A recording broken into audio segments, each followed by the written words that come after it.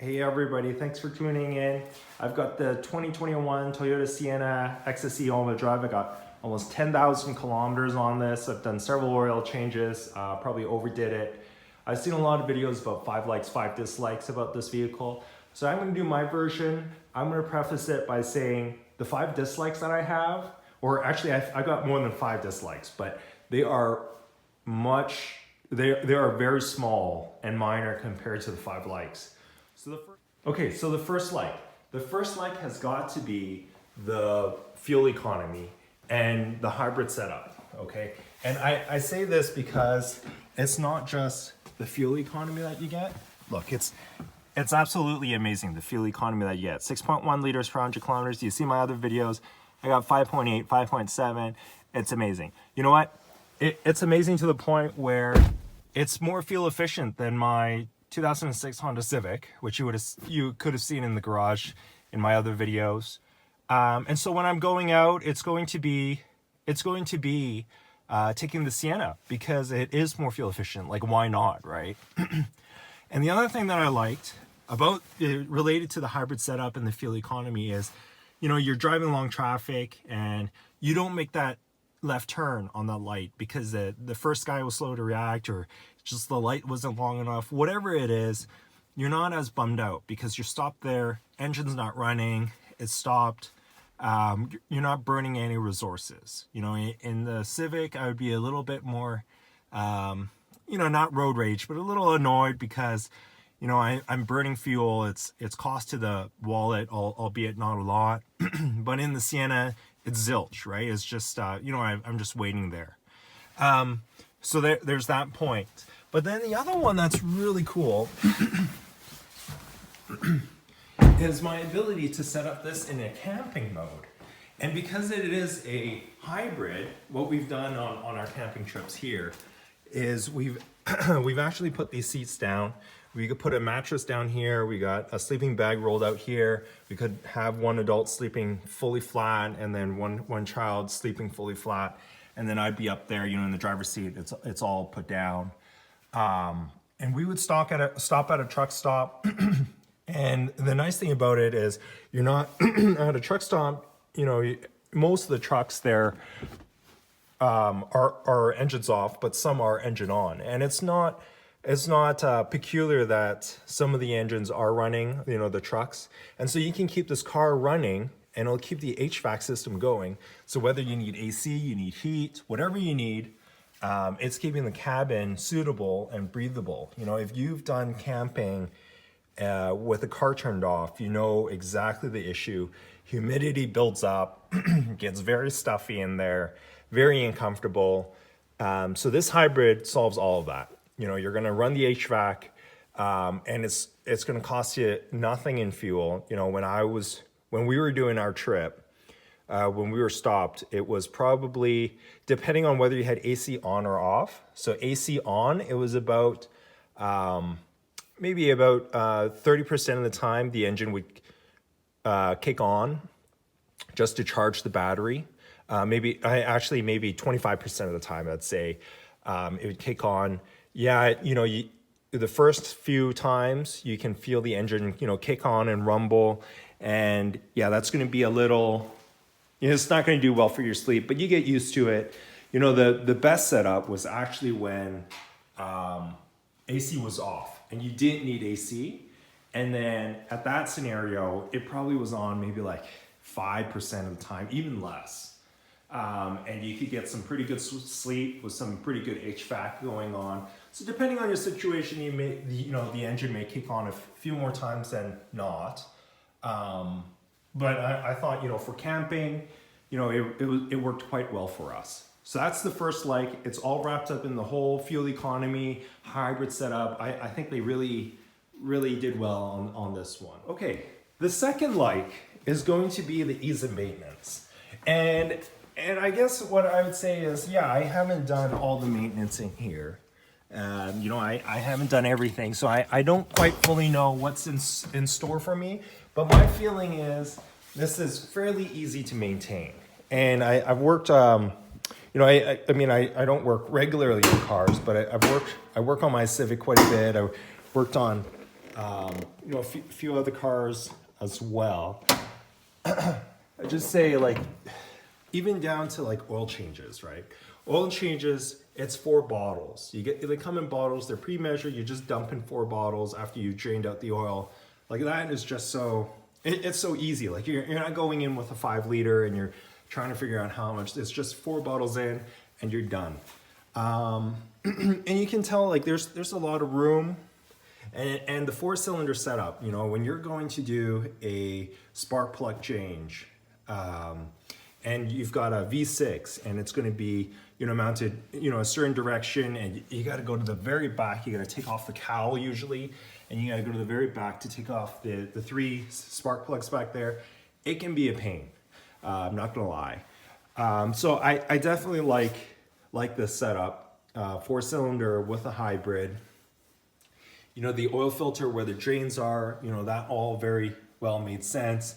You know, the filter box here. You're going to see a video of me doing a Toyota service number 1. It's going to come out soon. Hopefully you're going to see how easy it is. So the filter box here, the fluids there, you know, your washer fluid here, it just overall seems very well and easy to maintain. So that's, you know, my pro number 2. All right, pro number 3 is got to be the seating. The driver's seating position. You are very high up. You've got this battery location down here, and then your seat's kind of above that. And I'd say when you kind of climb up. You know, I'm coming in from a smaller car, so this can be quite the change or quite the benefit to me. Maybe less for you, but I just feel like overall I'm sitting quite high up. I can see a lot of things. More of a commanding position, I guess, is what the journalists would call it. But I just like sitting a bit higher up, so I can see a bit more around me. And so that is like number 3. All right, like number 4. Okay, so the 4th item has got to be the app. And the app, hopefully I can pop this on screen to give you an idea, but it basically traces where you went yesterday, you know, 24 hours ago. What was your drive like? Where did you turn? What was your distance that you traveled, and I just find myself really enjoying that whole Toyota app experience. There's this remote connect thing too, so you can, you know, turn on the car, you can unlock or lock the doors, and it comes in handy because sometimes your key fob is not in range, but you know, you can use the app, and what you can do is the app will send a signal to the satellite will come down to the vehicle, and the vehicle will, you know, whether lock or unlock the door, whatever you choose.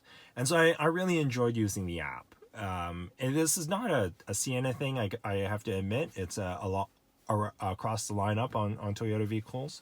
But I thought, you know, the integration was pretty well done.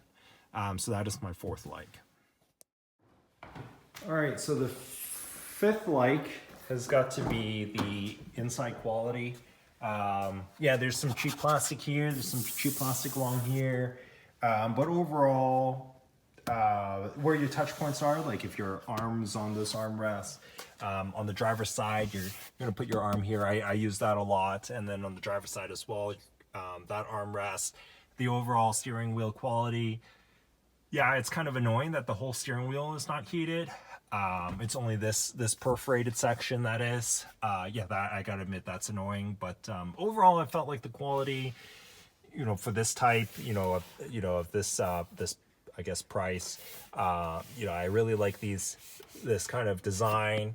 You know, this track up here, I will admit, seemingly is cool, and it's good that they put this notch in here, because sometimes, you know, your phone will go flying across. Or maybe that just only happens to me.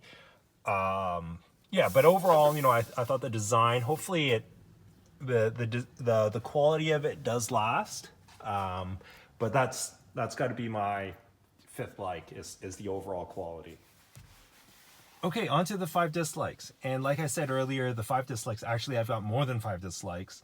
But, you know, the 5 dislikes that I'm going to note here, or even all the dislikes, are pretty minor compared to my likes in the whole grand scheme of things. And so the first dislike that I have is, I don't know if this is just mine, I think it's across the board here. The speedometers, they're about 5% off. And if you're kind of OCD like I am, you want this, you know, spot on. You know, if the speedometer says I'm going 120, I want to be going 120. And you've got the dial analog here, that's about 5% off. And then if you go to the digital display here, you know, it seems to be about 2 to 3% off. So it's kind of odd to me that the digital is slightly more accurate, but even if it is slightly more accurate, the total thing altogether isn't accurate, which I don't know why they do that. I guess it's just to, you know, make you feel like you're driving faster. Quite honestly, I find it extremely annoying. So it is my first dislike. Again, I really like the fuel economy and the hybrid setup that, you know, that trumps this, you know, not driving as fast. You know, I will admit, sure, it saved me a speeding ticket, but I'd rather know the speed that I'm traveling at. All right, so the second dislike, and I know there's a lot of people that had this kind of concern, has got to be with the power, okay? This is a naturally aspirated 4-cylinder paired with a hybrid setup. It's got 2 motors in the front, 1 motor in the back. It's not the prime setup, so you don't get like 300 horsepower. You only get about 250 horsepower in this setup. I forget the exact numbers. Yeah, people are going to say, yeah, it's adequate. I'll agree with them. It's adequate. It's not fast. And I guess you shouldn't expect it to be fast. But I would personally say I wish there was an extra 50 horsepower or more speed to this. Yeah, 0 to 60 compared to other minivans, you're going to be maybe a second slower. But you know, and you know, I'm going to hear a lot of people are going to say, you know, that's not much. You're in a van. What are you doing? Where are you racing? I just think Toyota had the technology to make this faster. So why not offer that option? So one option is to put the prime in this, and you can get a beefier electric motor. Of course, you got to have a bigger battery. I understand, and then, you know, where do you locate the battery? I understand that can be a difficulty. I will admit the battery size of this is sized properly to this powertrain, because I've never had the battery. It's very rare that you max out the battery charge. So the battery is sized properly. I will admit they got that right. But I do wish there was a bit more power, in which they could put the prime in this. That would be great. The other thing that they could have done is they just released a 4-cylinder, 2.4 liter on the Lexus NX 350 for 2021. It's basically a 4-cylinder, 2.4 liter, not this type of engine, but it's the 2.4 and it's turbocharged.